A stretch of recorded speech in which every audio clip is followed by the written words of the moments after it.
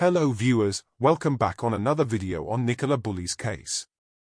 Today the mainstream media has published a disappointing news on Nicola Bulley's case. Police will not face action over release of personal information. Lancashire police will not face any action after releasing personal information about Nicola Bulley to the public, including problems with alcohol brought on by struggles with the menopause. They were labelled misogynist and as sexist as it comes by MPs and campaigners during the 3-week search for the missing 45-year-old woman whose body was found on the 19th of February. However, an investigation by the Information Commissioner's Office (ICO) has found there is no need for enforcement action. The ICO's Deputy Commissioner of Regulatory Policy, Keaney, said, "This was an important piece of work around a high-profile case.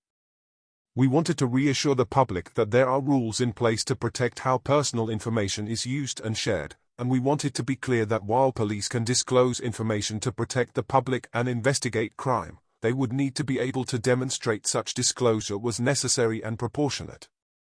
Keaney added, "We have now spoken with Lancashire Police to better understand the steps they took before releasing information.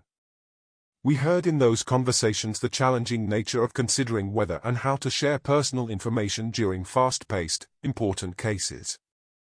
Based on our conversations with Lancashire Police, we don't consider this case requires enforcement action." She said the ICO would provide more details about its decision after the inquest into Bulley's death in June. Separately, no action will be taken against an officer who attended Bulley's address 2 weeks before she went missing, the Independent Office for Police Conduct, IOPC, has said. The IOPC has finished an investigation into whether the call-out on the 10th of January could have prevented the death of Bulley, who became a high-profile missing person after she disappeared near the River Wyre on the 27th of January. The investigation found the officer could have recorded information better and should have activated his bodycam during the welfare call with the ambulance service, but there had been no misconduct or wrongdoing. The IOPC also said Lancashire Constabulary should update its guidance for officers when dealing with similar cases in the future. IOPC Regional Director, Catherine Bates, said, "Our investigation has identified important learning for the force in relation to the policing role in multi-agency vehicles, which aims to assist the force in their response to similar calls in the future." Lancashire Police said, "Whilst we do have some procedural learning, it is important to note that our attendance was in support of an ambulance deployment and that the officer dealt with Nicola with compassion and empathy, putting her care at the forefront of his decision-making on that day." A wider investigation by Lancashire's Police and Crime Commissioner has now been opened, which will look at the operational response to the missing person investigation, the communication and engagement with the press and media, public and family, and decision-making surrounding the disclosure of sensitive personal information. The review, announced in February, and commissioned by the Tory Police and Crime Commissioner for Lancashire, Andrew Snowdon, is being carried out by the College of Policing, the independent body for defining policing standards. The body of Bulley, a mortgage advisor, was found by members of the public 3 weeks after she first disappeared while walking her dog in the village of St Michael's on Wyre, after dropping her 2 daughters at school.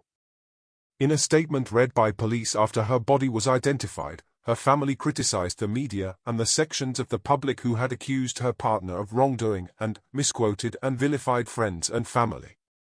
"This is absolutely appalling. They have to be held accountable. This cannot happen to another family," they said.